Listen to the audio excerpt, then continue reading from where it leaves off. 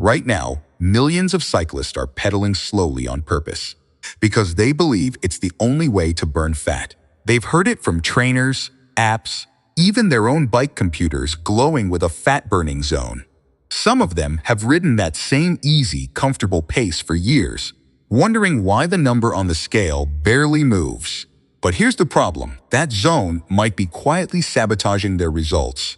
In the next few minutes, we're going to expose one of the most repeated myths in cycling and fitness, a myth so common that almost every rider has fallen for it at least once, including people who've been cycling for decades. And by the end of this video, you'll understand exactly why the truth is not just different, but almost the opposite of what you've been told.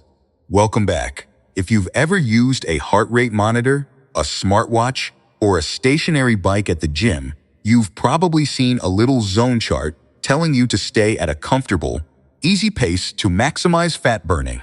This idea has been repeated in fitness magazines, spin classes, cycling apps, and even printed on the display of treadmills and stationary bikes for decades. It sounds scientific. It has official-looking charts and percentages. It even has a name, the fat-burning zone. But what most people don't realize is that this idea comes from a half-truth, one accurate number taken out of context and stretched into a rule that now shapes how millions of people train every single week.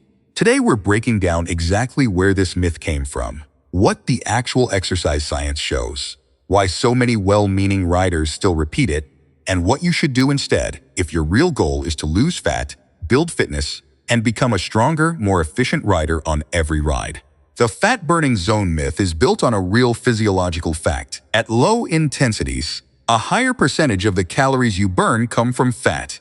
At high intensities, your body shifts toward burning more carbohydrates for quick energy. That part is true, and it isn't disputed by anyone in exercise science. Researchers measured this substrate shift decades ago using respiratory gas analysis, and the underlying data was accurate. The problem is what happened next.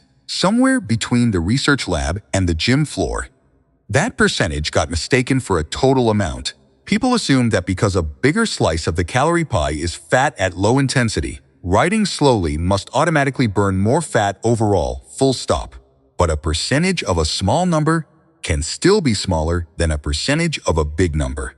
That single mix-up, confusing a ratio with a total, is the seed of the entire myth. And it's spread quickly because it's simple, it feels intuitive, it fits neatly on a chart, and frankly, it gives people permission to avoid harder, more uncomfortable workouts. Let's make this concrete with cycling, using simple, easy-to-follow numbers. Imagine an easy 45-minute ride where you burn 300 calories, and about 60% of that comes from fat. That works out to 180 calories of fat burned. Now imagine a harder 45-minute ride on the same route, with a few intervals and a couple of climbs, where you burn 600 calories, and only 40% comes from fat. That's 240 calories of fat burned, more total fat, even though the percentage was noticeably lower. This is the core flaw hiding inside the fat-burning zone myth. Your body doesn't care about the ratio displayed on a screen. It cares about total energy expenditure over time, and where that energy ultimately comes from, across the whole day, not just during the ride itself. Riding harder generally burns more total calories per minute, which very often means more total fat burned by the end of the session, even though the immediate fuel mix shifts toward carbohydrates. In other words, the zone isn't wrong about the biochemistry happening inside your muscles. It's wrong about what actually matters when the goal is losing fat. There's a second piece of science the fat-burning zone chart completely ignores. What happens after you actually get off the bike?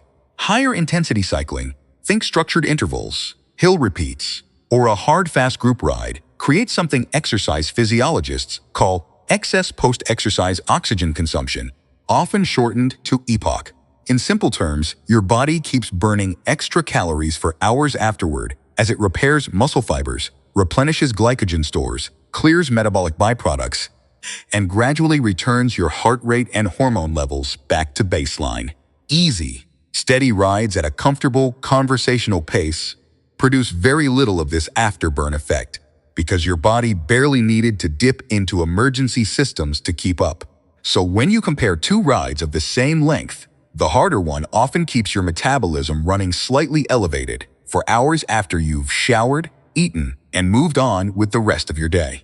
That extra calorie burn might seem small on any single afternoon, but it adds up week after week, month after month. And that kind of consistent compounding effect is exactly what supports real, lasting fat loss. Sports science studies comparing steady, low-intensity cardio to interval-style training consistently point in the same general direction. For a comparable amount of time invested, higher intensity work tends to produce greater improvements in body composition, cardiovascular fitness, and overall calorie burn.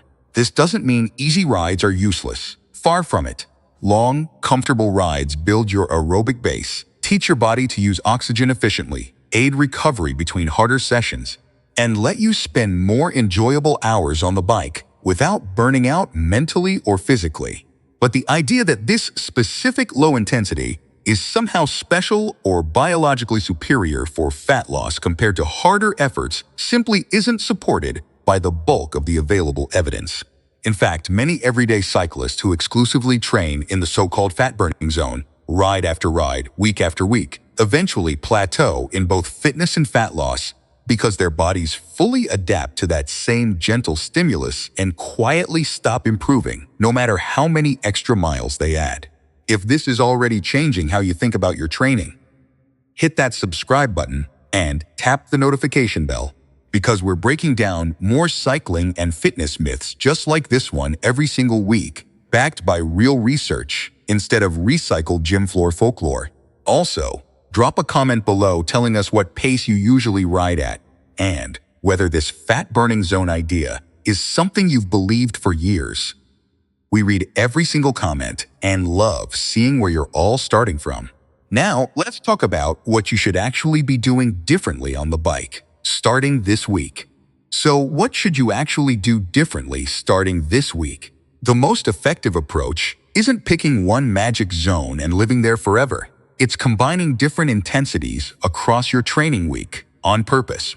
A well-rounded cycling routine typically includes some longer, easier rides for endurance, base building, and recovery, mixed with shorter, genuinely harder sessions like structured intervals or hill repeats that push your heart rate up and create that valuable afterburn effect we just talked about. This combination trains your body to become efficient across multiple intensities at once, builds a stronger and more resilient aerobic engine, and creates significantly more total calorie burn across the week than staying parked in one comfortable zone ever could. It also keeps training genuinely interesting and varied, which matters enormously in practice, because the best fat loss plan on paper is never as good as the realistic plan you'll actually stick with for months.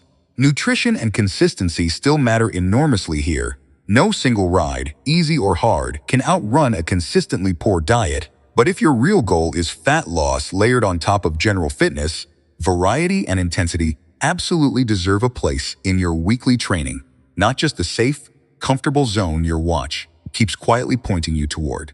So here's the truth in one simple sentence. The fat-burning zone isn't a lie, but it is dangerously incomplete, and treating it as the whole story has quietly limited the results of millions of well-intentioned riders for years.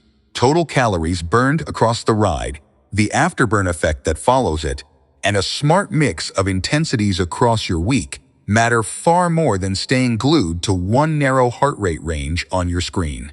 None of this means you need to suffer on every single ride. It simply means variety, not comfort alone, is what actually moves the needle. If you learned something new today, give this video a like. Subscribe for more evidence-based cycling and fitness content every week. And let us know in the comments which cycling myth we should bust next. Ride smart, ride varied, trust the process over the percentages. And we'll see you in the next one.